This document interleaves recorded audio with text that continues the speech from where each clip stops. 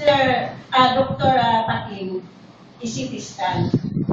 Ngayon, umano po, nag-provide po ako ng 10,000. Sinistis ka namin sa, sa Jose Reyes po. Ang ano ko po, 9,000 na ano ko po doon. Ngayon po na, sabi ng doktor doon sa Jose Reyes, bukas kunin mo rito. Kinuha ko po. Maano ko po doon sa CT scan, may bukol sa loob ng malaki. Ngayon po, yung pala, yung ano ng bukol niya po dito sa utak niya, sandali na lang, mapuputok na po. Ano na siya? Dahil na siya. Siyempre, isa kami na iiyak ako. Lord, sabi ko, kung talagang mahal niyo po kami, at lalong-lalo na isa lang ang anak ng babae, sana ibigay mo muna sa akin. Lalo na po, magdidisyempre po, mawawala siya. Wala na, kasi yung isa kong anak, namatay na rin po. Bali, dalawa sila. Isa na lang ang anak ko. Ngayon, ang sakit ng loob ko nung ipabasa ko kay Dr. Paking dito sa SRD yun, specialist tayo mismo. Kasi ang doktor ng anak ko, sa mata, dalawa. Si Dr. Soriano, saka si Dr. Atan. Sa Euro naman, sa ano niya, si Dr. Paking at saka yung, hindi ko na kilala na isa, Tan-ata ko yun. Nung 1 week pa lang ang anak ko, kami doon sa ospital, walang kagalingan.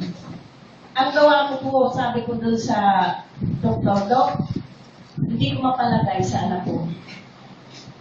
Kasi medyo lalong umaano po yung sakit niya. After that, for second week, nawalan pa siya ng memory. Nag-decide na po ako, sabi ko, tinawagan ko yung upline ko, si Noy, sa Gaya. Noy, kay sabi po ba kayo? Kita pupunta ako sa San Fernando, sabi ko kay Sir Luis, sabi ganyan. Ngayon po kinabukasan, sige sabi ko, tita, punta ako dyan sa ospital, dadalhin ko. Ay hindi tita, punta akong Rizal, magkita na lang tayo dito sa GLA. Ngayon inabangan ko yung sinoy na kinuha ko yung padala ni Sir na isang Santidios at sakay ko sa kanya. Parang ano na lang po sa akin. Ang gawa ko po, hindi naman sa pag-ano, kung maano na yung pasyente niyo, every 3 hours po, pinagtiyagaan ko ang anak ko. Hanggat sa maano yung memory niya. For 3 days lang po, bumalik ang anak ko, bumalik ang memorya niya. Sinabi ni Dr. Paking, anong ginawa mo, ma'am? Ang gawa ko, didisplay ko ron sa, sa lapisa. Didisplay ko yung ano mismo ng sante. Ay, okay yan, ma'am. Sabi, ituloy mo. Oh. Ngayon po, pinasitiskan ko ulit na yung MRI na po. Yung talagang lahat ng mo sa utak mo at saka yung kaliit-liita na ugat. Makikita. 21,000 po yun. Sabi ko sa kaya ko po yun sa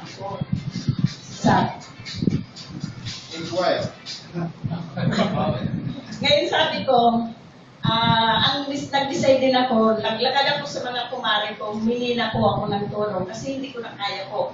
Balang araw-araw po, gumagastos po ako ng 1,000 for every 6 hours po. Saan ko yung pupukunin? Sa araw-araw sa 1,000 every 6 hours. Di ba maano, matidrain ka rin. Tapos sasabihin nanay, nakikita ko na po si Apo Asyong at saka yung kapatid ko namatay. Sabi ko, bakit? Sabi ko ganyan. Gusto na siyang pagod na ako na, anong magagawa ko? Siyempre, iiyak ako. Katabi ko rin, pero hindi ako nagpakita sa kanya na umiiyak ako, nagulong ako. Pinainom ko siya, talagang pinainom ng sante. Every 3 hours, pinagtiyagaan ko for 1 week. Bumalik ang kanyang kagalingan. Ngayon, magaling na siya, naglalaban na po siya.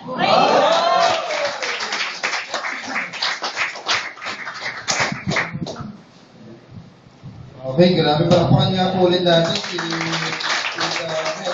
Grabe, sinishare niyo sa akin ko inikilabutan ako kasi halos iyak-iyak pa siya nung kinikwento niya. Tsaka hindi ako makapaniwala na hanggang doon nga sa pagbaba namin dito, sabi ko doon sa mga parang talaga, ang galing, ano?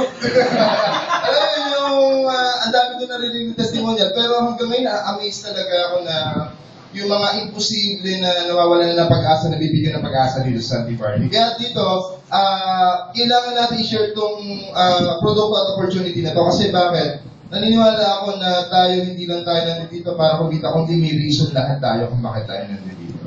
Maaring hindi man ikaw agad yung mga kailangan, pero maaring may kaibigan ka, may kamag-anak ka na kailangan at ikaw yung ginagawa channel para sa kanila. Tama ba? Okay, so para bigay pa ulit ng kanyang naranasan dito, an experience kung paano siya natulungan ng Santi Barley, at kung paano, ito natutuwa ako din sa next na tatawagin ko na ang bata pa pero negosyante na. Tapos nasa kabanatuan pero ang network nasa ibang bansa. Di ba? Gusto nyo ba yun? Yung dito kayo sa San Fernando pero may network kayo sa ibang bansa? Di ba?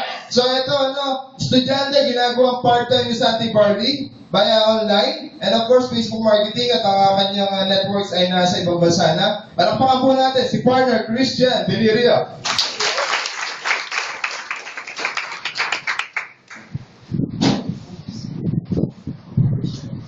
Okay, good morning. Good morning!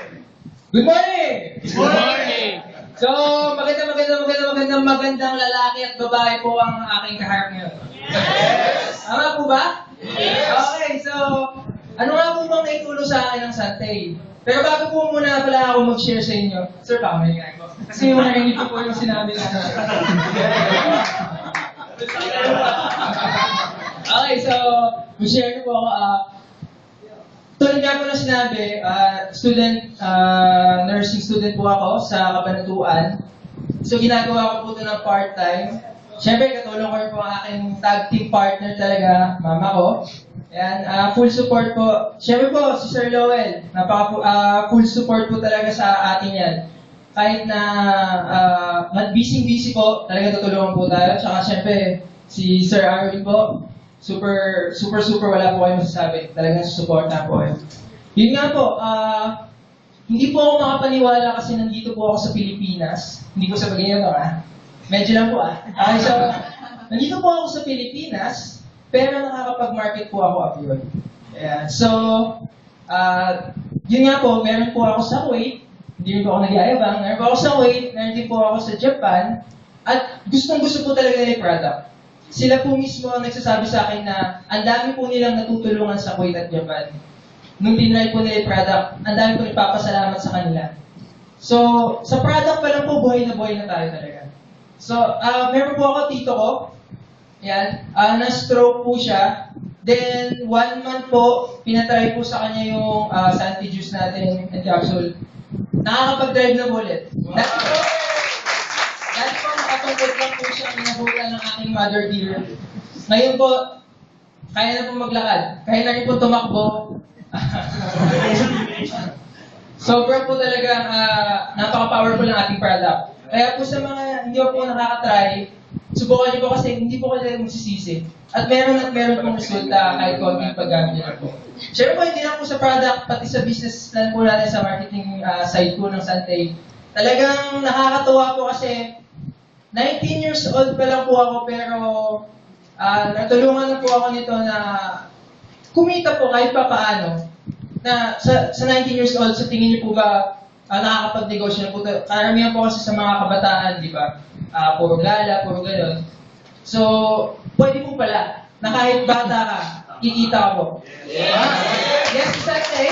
Yes! Sabay, yes, Santay? Yes! Maganda, gwapo po ba tayo lahat dito ngayon? Yes! Yung nagsasalita po sa gwapo? Yes! Okay, salamat. Pakipalakpakan po ako.